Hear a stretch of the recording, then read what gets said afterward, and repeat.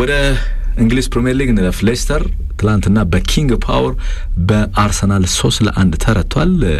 7ኛው ደቂቃ ላይ ነው ቴሌማንስ ቀደም ሲል አስገብቶ በቀዳሚነት አስገብቶ የመጀመሪያ ጎል ሲገባባቸው እንደው የበለጠ መነሳሳትን ነበር የተመለከተው። በአጸፋው መልስ ሰጥተው የቀድሞ የቼልሲ ተጫዋቾች የነበሩት ዊሊያን አሲስት አደረገለት፣ ዴቪድ ሉዊስ አስቆጠረና አቻ ሆኑ። ከዛ በኋላ አሌክሳንደር ላካዜት በፍጹም ቅጣት ምት፣ ቀጥሎ ደግሞ ኒኮላ ፔፔ አስቆጥረው 3-1 አሸንፈዋል። ይሄ ትላንትና ለአርሰናል ትልቅ ድል ይመስለኛል። ምክንያቱም በኪንግ ፓወር ነው፣ ሌስተር ያለበትን ደረጃ እናውቃለን። ጠንካራም ፉክር እያሳየ ትልልቆቹን በማሸነፍ ላይ የሚገኝ ክለብ እንደመሆኑ ሌስተር አርሰናል ደግሞ በዚህ ደረጃ ያለበትን እናውቃለን። ቀውስና የሌስተር ጣጣ በዛ ተሸንፈዋል። ሃርቬ ባርነስ 6 ሳምንት ከጨዋታ ውጭ ሆኖባቸዋል በትላንትና በገጠመው ጉዳት። ለ6 ሳምንት ይሄ ተጫዋች ምርጥ ብቃት ላይ ነበር። ባርነስ ጎሎችን እያስቆጠረ በጣም ምርጥ ብቃት ጎሎችን ያገባል። በዛ በግራ በኩል የሚፈጥራቸው ተጽዕኖዎች ቀላል አይደሉም። ለተጋጣሚ አስቸጋሪ ተጫዋች ሆኖ ሳለ ትላንትና ጉዳት ደረሰበት።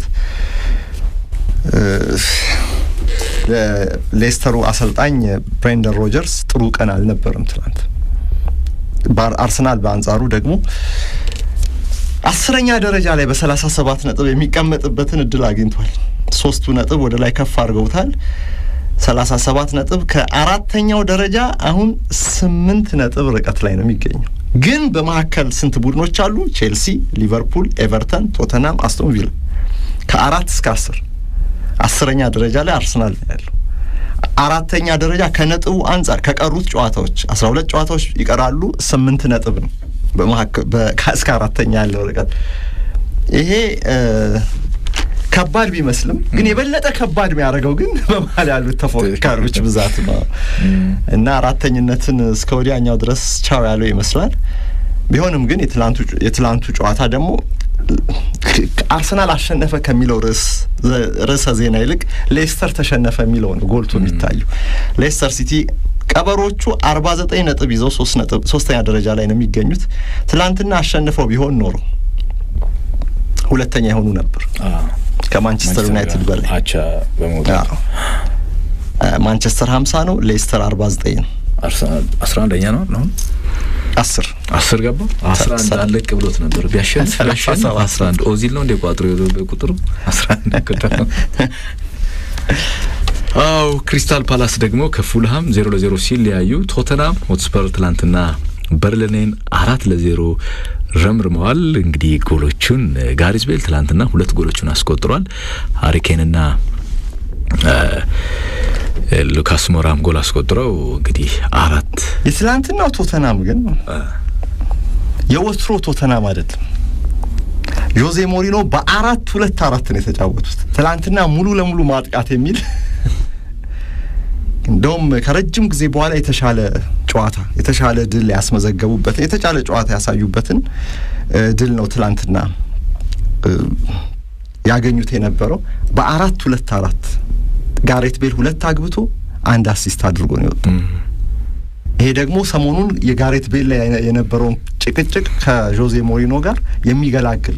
እሳቸው ምን አሉ ከጨዋታ በኋላ? እንዴ ዓለም ላይ ያለ የትኛው አሰልጣኝ ነው ጎል የሚያስቆጥርን ቤል ተጠባባቂ የሚያደርግ? ጥሩ ብቃት ላይ እስከሆነ ድረስ ማንም ያሰልፈዋል አሉ። ጥሩ ብቃት ላይ ካልሆነ ግን አሁንም ቢሆን ዋስትና አይደለም ለቀጣይ ጨዋታ ሲል የቤል ነገር ያሳዝናል። ወደ ሪያል ማድሪድ መሄድ ተጫዋቾች ሁሉ ተንገብግበው ይሄዳሉ። እዛ ሄደው ጠፍተው ይመለሳሉ።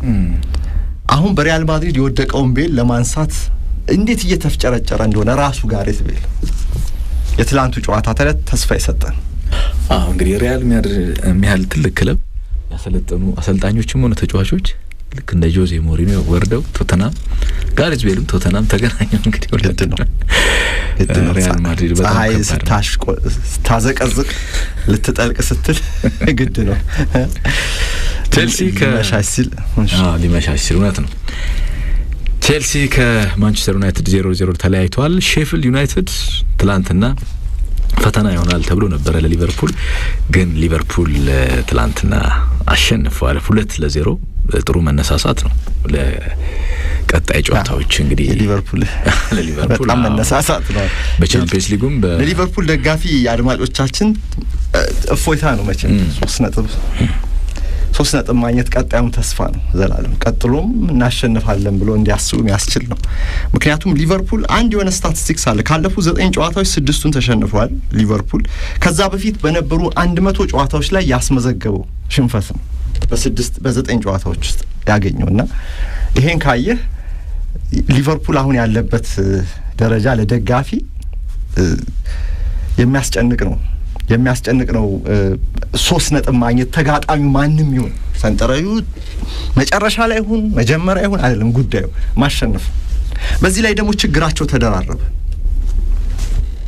የሜዳ ላይ ችግራቸው ከሜዳ ውጪ ችግራቸው የአሊሰን ቤከር የሰሞኑን ነገር ታያለ ምን እንደገጠመው ጆዜ አጎስቲን ቤከር ይባላሉ የ57 ዓመት ጎልማሳ በመኖሪያ አካባቢያቸው በሚገኝ አንድ ግድብ አካባቢ እዛ አካባቢ ለዋኝ ብለው ሄደው ጠፍተው ቀሩ የአሊሰን ቤከር አባት በደቡባዊ ብራዚል በሚገኝ አንድ አካባቢ ነው ሰውየው ከቪላ ቤታቸው ወጥተው የቀሩት የደረሰበት ሲጠፋ ጊዜ ጓደኞቻቸው ወዳጅ ዘመዶቻቸው ሁሉ ማፈላለጉን ጀመሩ ረቡዕ ምሽት ግድቡ በፈጠረው ሐይቅ ሊዋኙ ገብተው መሞታቸው ተረጋገጠ ፖሊስ ምርመራ አደረገና ይሄ የወንጀል ድርጊት ሳይሆን አደጋ ነው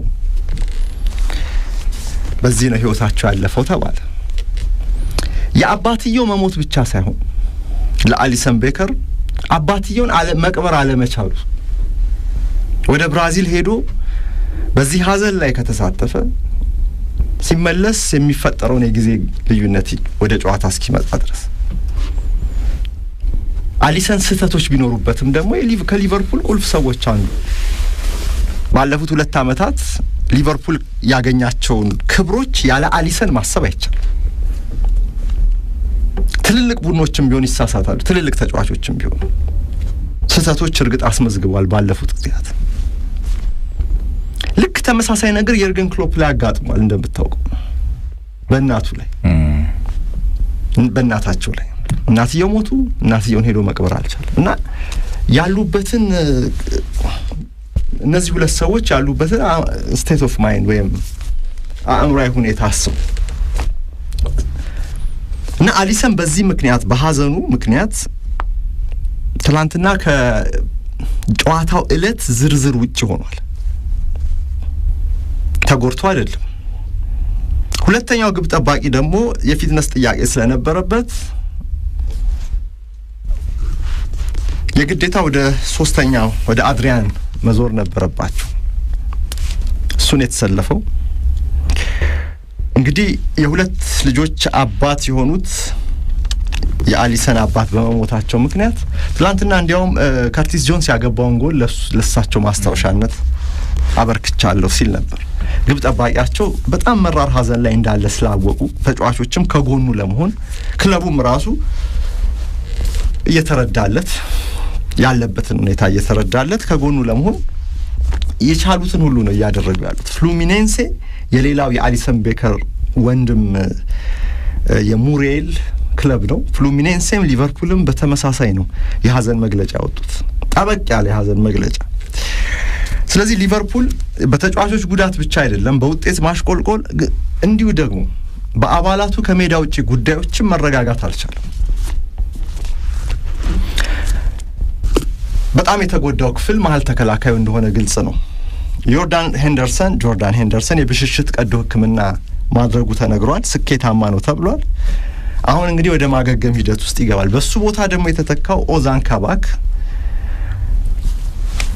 ቅርብ ጊዜ ነው እንግዲህ በሊቨርፑል እና በእንግሊዝ ፕሪሚየር ሊግ ላይ ያለው ልምድ ትንሽ ነው በዚህ ጥቂት ልምዱ ደግሞ እንደገና አብሮት የሚጫወተው ተጫዋች ወጣት ተጫዋች የሱ ልምድ ይሻላል እንዲያውም በከፍተኛ ሊግ ላይ የሊቨርፑልን የኋላ መስመር የመምራት ከባዱን የመከላከል አጥር የማጠናከር ኃላፊነት የመምራትም የመጫወትም ኃላፊነት ይዞ ነው የገባው ለዚህ ደግሞ ያለበትን አስጨናቂ ሁኔታ ለማየት ከረፍት በፊት ትላንትና ሊቨርፑል ላይ ጎል ተቆጥሮ ነበር በሱ ስህተት ከጨዋታ ውጪ ተባለ እንጂ የነበረው ድንጋጤ ካሜራው ደግሞ ከርሱ አልለያ ኦዛን ካባክ ሼልከን ተገላገልኩ ብሎ ሲመጣ እዚህም አልጋ አልሆነለትም። የበለጠ ከባድ ፈተና ነው ያለው። እዛ የመውረድ ችግር፣ እዚህ ደግሞ ከላይ ከከፍታ ላይ የመውረድ ችግር፣ እዛ ከሊግ የመውረድ ችግር፣ ወደ ሁለተኛው ዲቪዚዮን የመግባት የሊቨርፑል ሻምፒዮንነትን የማስጠበቅ የመከላከሉን ዋና ኃላፊነት ነው የተሰጠው ኦዛን ካባክ። በአጭር ጊዜ ውስጥ እጣ ፈንታው ተቀይሯል። በአንድ ጀንበር ከሚወርድ ሼልከ ወደ አምናው ሻምፒዮን ሊቨርፑል ነው የመጣው። ወይም ደግሞ በሌላ አነጋገር ከአራተኛው የአውሮፓ ምርጡ ሊግ በአንድ ጊዜ ወደ አንደኛው የአውሮፓ ምርጡ ሊግ ነው የመጣው። ይሄ የእጣ ፈንታ መቀየር መልካም ነገር ቢሆንም እዚህ ጋር ግን ፈተናው ቀላል አይደለም፣ በጣም ከባድ። እዛ ቤትም ሼልከ ምን ተፈጠረ መሰላችሁ? አሁንም አሰልጣኝ አሰናበቱ። አምስተኛ አሰልጣኝ በአንድ የውድድር ዘመን ሼልከ ይዞ ሊገባ ነው። ዴቪድ ዋግነር ነው ሲዝኑን የጀመሩት። ማኑኤል ቦም ቀጠሉ። ሆብ ስቲቨንስ ተተኩ። እሳቸው ሲሰናበቱን ክሪስቲያን ግሮስ ነበር ሰሞኑ ይዘውት የቆዩት። ክሪስቲያን ግሮስም ትላንትና መሰናበታቸው ተነገረ። አሁን አምስተኛ በቡንደስሊጋ ታሪክ ዘላለም 5 አሰልጣኝ አንድን ክለብ በአንድ የውድድር ዘመን አሰልጥነው አያውቅም። ሼልከ የመጀመሪያው። ጉልቻ ቢቀየር ምንም ያሉበት ችግር። ነጥቤ ግን ይሄ አይደለም። ከኦዛን ካባክ ጋር ያይዤ ኦዛን ካባክ ደግሞ እዛ የተተካው በማን ነው? በቀድሞ የአርሰናል ተጫዋቾች በሳዓድ ኮላሲናክ፣ በሽከርዳም ሙስጣፊ፣ በተለይ በሙስጣፊ። ሼልከ ሄደው እዛ ሰሞኑን ክሪስቲያን ግሮስ አሰልጣኙ እንዲነሱ ያደረገው የተጫዋቾች አመጽ ነው ተብሏል። አመጹን ማን ቢመራ ጥሩ ነው? እነዚህ ሁለት የአርሰናል ተጫዋቾች ገና እኮ በጃንዋሪ ነው የመጡት። ነገሱ እዛ ሄደው አሰልጣኙን ፈንቅለው ጣሉ። ቢልድ እንዳለው ከሆነ እነሱ ናቸው የመሩት። ሳዓድ ኮላሲናክና ሽኮርዳም ሙስጣፊ። ኦዛን ካባክ እንግዲህ ይሄን ይከታተላል ማለት የቀድሞ ክለቡ ነው። በዚህ ውድድር ዘመን አብሮት የነበረ ስለሆነ በአንዴ ሊረሳው አይችልም። የሼልከ ዕጣ ፈንታ ምን ይሆን እያለ መከታተሉ አይቀርም። ክላስ ያን ሃንቱላር የቀድሞ የሆላንድ ብሔራዊ ቡድን አጥቂም እሱም እዚህ ውስጥ አመጽ ውስጥ አለበት ተብሏል። ሼልከ እንዲታምሷል። በዚህ እንግዲህ ሼልከ አሁን በቡንደስሊጋው የ50 ዓመቱ መጥፎ ቡድን ተብሏል። አሁን በስቱትጋርት 5-1 ከተሸነፈ በኋላ ነው ይሄ ረብሻ የተነሳው። ቅዳሜ ዕለት ትላንት ግሮስ ተሰናብተዋል። ከ23 ጨዋታዎች 9 ነጥብ ብቻ ነው ሼልከ ያገኘው። ኦዛን ካባክ እዛ ተገላገልኩ ይላል። እንግዲህ ትላንትናውን የሼፊልድ ዩናይትድን ድል እያጣጣመ እንኳን የተገላገልኩኝ ከዛ ክለብ የተለየውኝ ሊል ይችላል። ግን እዚህ ደግሞ ሌላ አይነት ቻሌንጅ ገጥሞታል። ትላንት ሊቨርፑል እንግዲህ ማሸነፉ ነጥቡን ወደ 43 ለማሳደግ ችሏል። 2 ነጥብ ርቀት ላይ ብቻ ከአራተኛው ደረጃ 2 ነጥብ። ዌስትሃም፣ ቼልሲ፣ ሊቨርፑል 4ኛ፣ 5ኛ፣ 6ኛ ተቀምጠው 45፣ 44 እና 43 ነጥብ አላቸው። በቀጣይ ጨዋታዎች ላይ ከበረታ ለአራተኝነት የሚያደርገውን ግስጋሴ አጠናክሮ እስከ 4 ለመጨረስ ቻምፒየንስ ሊጉን ቦታ ለማግኘት ይችላል። ዲዬጎ ጆታ ትላንት በነገራችን ላይ ዘላለም ወደ ሼፊልድ ሄዶ ነበር ከቡድኑ ጋር ሊሰለፍ ነበር። ግን ከትላንትና በስቲያ ምሽት ላይ የርገን ክሎፕ እንደገለጹት ህመም ተሰማኝ በማለቱ ወደ ቤት ሂዳል ነው ከቡድኑ እንዲለይ ተደረገ። ጉዳት አይደለም ህመም። እንግዲህ ከሚችላንድ ጨዋታ በኋላ ዲዬጎ ጆታ ተጎድቶ አልተሰለፈም። ወደ ልምምድ መመለሱ ተነግሮ የሊቨርፑል ደጋፊዎችን ተስፋ ሰጥቶ ነበር። ትላንትና ያልተጫወተው በህመም ነው። ትላንቱን ጨዋታ አሸንፈውታል። ጆታ ለቀጣይ ጨዋታ በደንብ ይደርሳል ተብሎ ነው እንግዲህ የሚታሰበው። ፋቢኖም እንደዚሁ። አሊሰንም ከሀዘኑ አገግሞ ይመለሳል። አሊሰን፣ ፋቢኖ፣ ዲዬጎ ጆታን ጨምሮ ሊቨርፑል በሳምንቱ መጨረሻ እንግዲህ ለአራተኝነት የሚደረገውን ፉክክር አጠናክሮ መቀጠል ይችላል ማለት ነው። የትላንቱ 3 ነጥብ አንድ በጣም ጠቃሚ ትርጉም ያለው እርምጃ። በስፔን ላሊጋ ሴልታ ከሪያል ቫላዶሊድ 1-1 ሲለያዩ ካዲዝ በሪያል ቤቲስ 1-0 ሲረታ ግራናዳ ኤሊቼን 2-1 አሸንፏል። የምሽቱ ሌላው ጨዋታ ቪያሪያል ከአትሌቲኮ ማድሪድ ያደረጉት ጨዋታ ነው። ቪያሪያሎች በቀዳሚነት ራሳቸው ላይ አስቆጠሩ። ከዛ ደግሞ ጃኦ ፌሊክስ አስቆጥሮ 2-0 አሸንፎ አሁን ወደ ማሸነፉ እንዲመለሱ አድርጓቸዋል።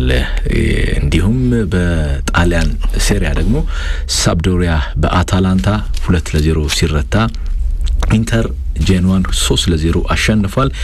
በኢንተር ማሸነፍ እንግዲህ አሁንም በመሪነቱ አጠናክሮ ቀጥሏል።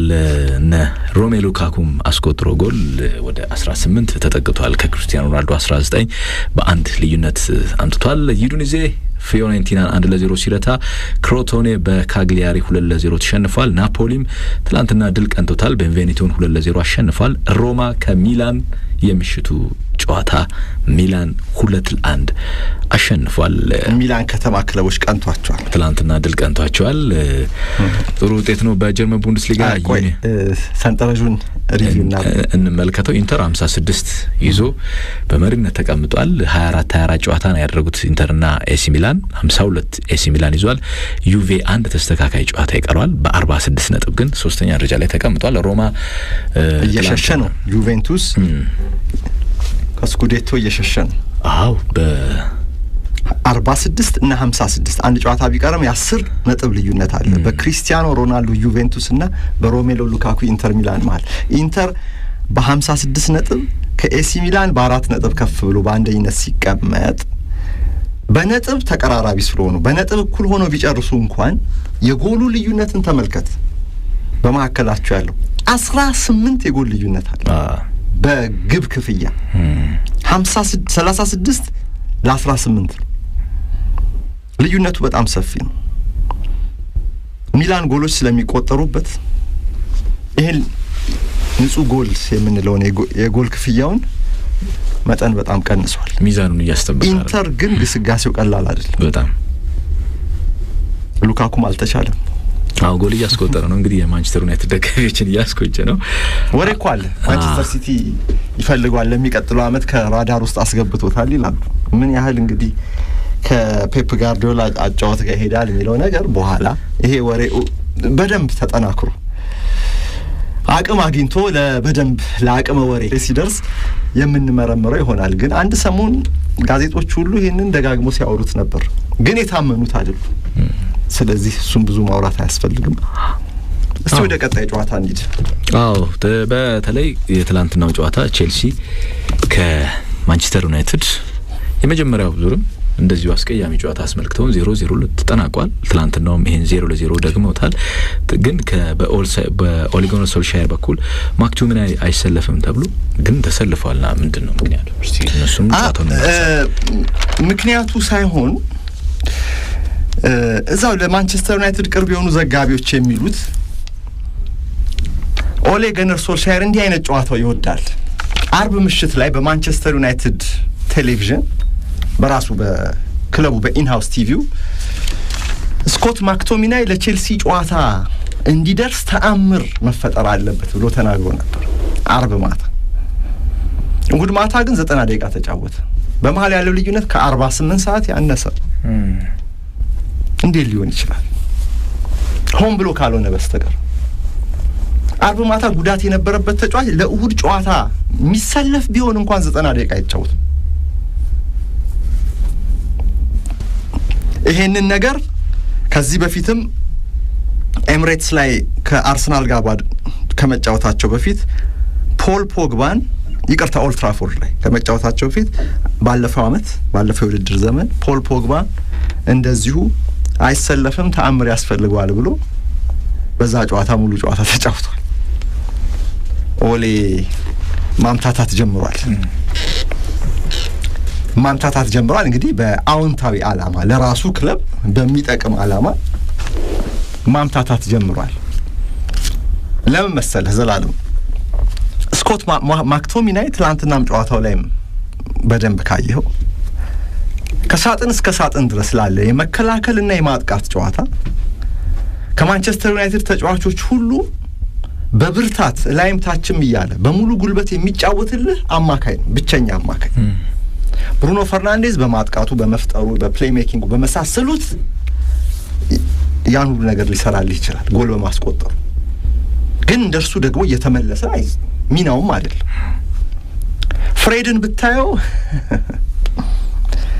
በተከላካይ ፊት መሃል ሜዳ ላይ ስራውን ይሰራል ግን የማክቶሚና አይነት ብርታትና ከሳጥን እስከ ሳጥን ኃላፊነት የለው ይሄ ቦክስ ቱ ቦክስ አማካይነቱ በማክቶሚና ባስፈለገ ቦታ ላይ በማጥቃትም በመከላከል ወሳኝ ቅጽበቶች ላይም በቦታው እንዲገኝ እርምጃዎችን እንዲወስድ ያስችሏል ቁልፍነቱ ለትልልቅ ቡድኖች በትልቅ ጨዋታዎች ላይ ለኦሌ ጉናር ሶልሻየር አስፈላጊነቱ ለድርድር የሚቀርብ አይደለም ስለዚህ ኦሌ ላሰበው የማንቸስተር ዩናይትድ አጫውት የማክቶሚናይ ሚና ቁልፍ ስለሆነ ተጋጣሚ አሰልጣኞች የሱን እንቅስቃሴ ትኩረት አድርገው ሊዘጋጁ ይችላሉ ስለዚህ አርማታ ማዘናጋቱ ነው ኦሌ ነው ተብሎ ነው የሚገመተው ተደጋገማ ይሄ ነገር እና ደግሞ በምንም አይነት ጤናማ አምሮ በሚፈርደው አርብ ምሽት ላይ አረ 90% አይሰለፍም ተአምር ካልተፈጠረ በስተቀር የተባለ ጉዳተኛ ተጫዋች ለእሁድ ማታ ለ90 ደቂቃ ሊደርስ አይችልም በፍጹም ሊደርስ አይችልም እንደው የውሻ ቁስል ይስጠው ይባል እንኳን ሰጥቶትም ቢሆን እንኳን አይሆንም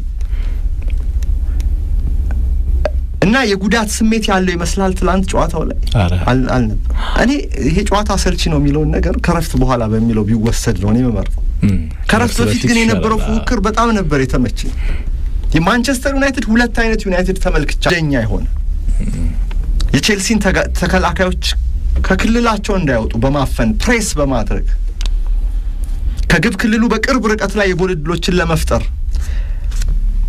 እንዲሁም ተጋጣሚው ከኋላ መስርቶ እንዳይወጣና አማካዩ ኳስ እንዳያገኝ ለማድረግ ሲታትር የነበረ ማንቸስተር ዩናይትድን ያየሁት ከረፍት በፊት በኋላ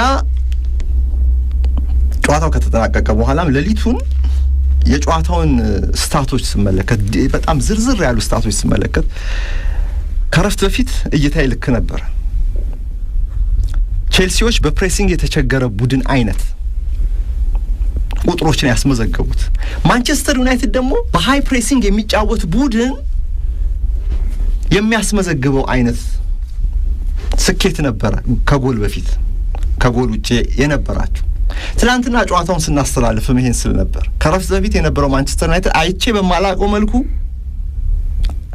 አይተን በማናቀው ባልልም አይቼ ልበል ስለራሴ ብቻ ነው አይቼ በማላቀው መልኩ በሃይ ፕሬሲንግ ይጫወታል ይሄ ነገር ከመጀመሪያው ደቂቃ እስከ መጨረሻው ድረስ ከ40ዎቹ ደቂቃዎች ውስጥ ድረስ ገብቷል እስከ ረፍቱ መውጫ ድረስ ይሄን ለማረጋገጥ ስታቶችን ስመለከት ዘላለም ለመጀመሪያ ጊዜ በኦሌ ጉናር ሶልሻየር ዘመን በማጥቃት ክልል በሜዳው የላይኛው ክፍል 11 ኳሶችን ነጥቋል ማንቸስተር ዩናይትድ ትላንት ባልተለመደ ሁኔታ ከዚህ በፊት በማጥቃት ክልል በዚህ አታኪንግ ሰርድ ላይ ብዙ ኳስ ነጠቀ የሚባለው ከሳውዛምፕተን ጋር ባደረገው ጨዋታ ይሄ 9 ጎል ያገባበት በሱ ነው እሱ እዛ ላይ እንኳን 9 አግብቶ እንኳን 10 ኳስ ነው የነጠቀው ይሄኛው ምንም ጎል ሳይቆጠርበት ምንም ጎል ሳያስቆጥር 11 ኳስ በሜዳው የላይኛው ክፍል አታኪንግ ሰርድ በመንደለው በማጥቃቱ የሜዳው ሲሶ ላይ የነጠቀው በዚህኛው የሜዳ ክፍል ላይ ደግሞ ይሄን ያህል ኳስ የምትነጥቅ ከሆነ በሃይ ፕሬስ እየተጫወተ በሃይ ፕሬስ በምትጫወትበት ጊዜ ተከላካይን ደግሞ ኋላ አታስቀርም ወደፊት እንዲገፋ ታረጋለህ ወደ መሃል ሜዳ ጠጋ ብሎ ይሄን ማንቸስተር ዩናይትድ ከረፍት በፊት አየ ቼልሲ በጣም ሲቸገር ነበር ለመውጣት መጀመሪያ አካባቢ ላይ ጥረታቸው ጥሩ ነበር ግን የመጨረሻዎቹ ከረፍት በፊት ያለው የመጨረሻዎቹ 25 ደቂቃ ላይ በተለይ የዩናይትድ የበላይነት በዚህ ረገድ ጉልህ ነበር ጎል ማስቆጠር አልቻሉም እንጂ ከረፍት በኋላ ደግሞ ሌላ አይነት ነገር አየ የኃይል ሚዛኑ ወደ ቼልሲ መጣ ማንቸስተር ዩናይትድ ማፈግፈግ ጀመረ ቼልሲ በማንቸስተር ዩናይትድ ግማሽ ሜዳ ብዙ ጊዜው ማሳለፍ ጀመረ የኳስ ቁጥጥር የበላይነቱም እንደዚሁ ከፋል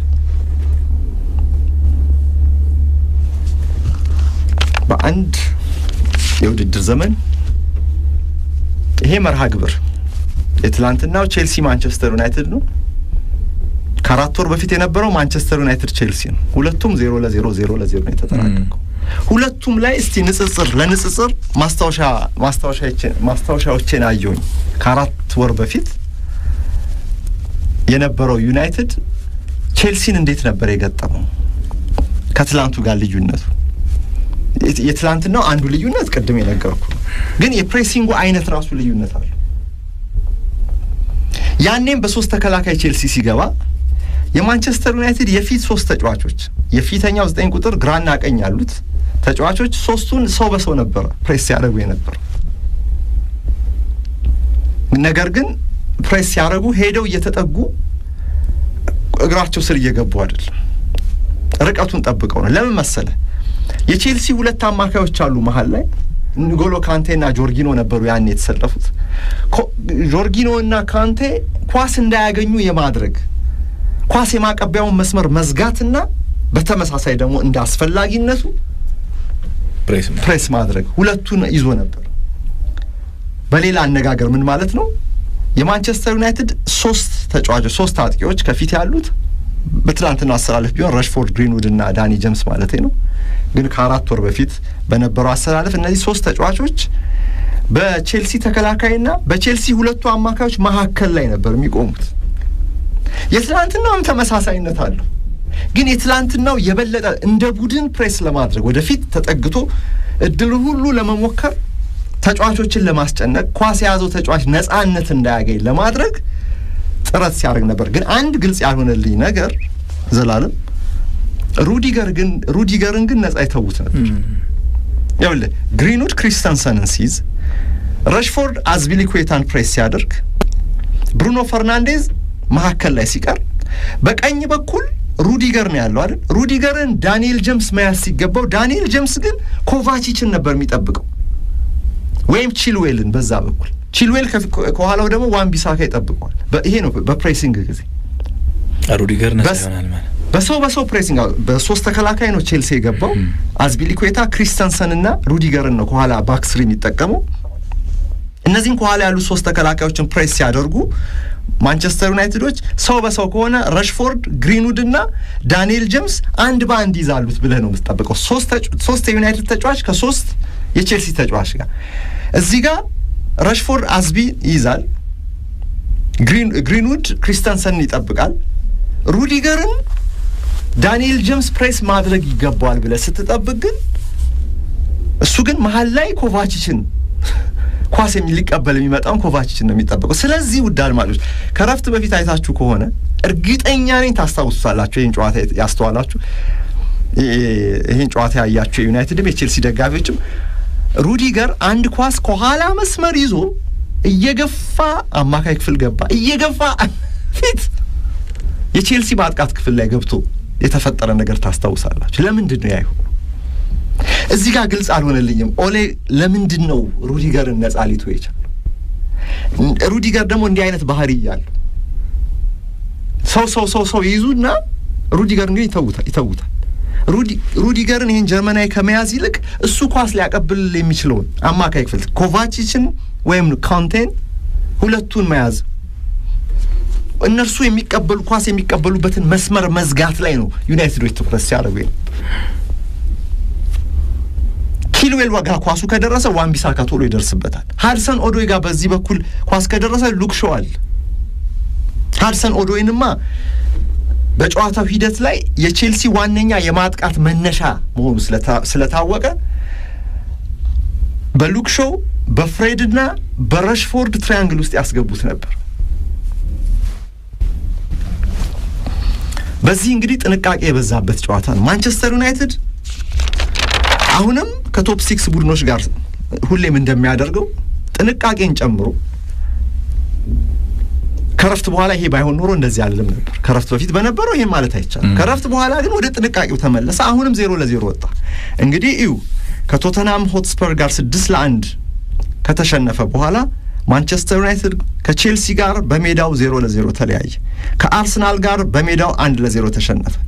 ከማንቸስተር ሲቲ ጋር በሜዳው 0-0 ተለያየ። ሊቨርፑልን ወጥቶ ገጠመ 0-0 ተለያየ። አርሰናልን ኤምሬትስ ላይ ገጠመ እንዲሁ 0-0 ተለያየ። ትላንት ደግሞ ቼልሲን ስታንፎርድ ብሪጅ ላይ 0-0 ተለያየ። የሶልሻየር ቡድን ከትልቆቹ ቡድኖች ጋር ሲገናኝ ጎል አያስቆጥርም ጥንቃቄ ያበዛል የሚለው አገላለጽ ያረጋግጣል።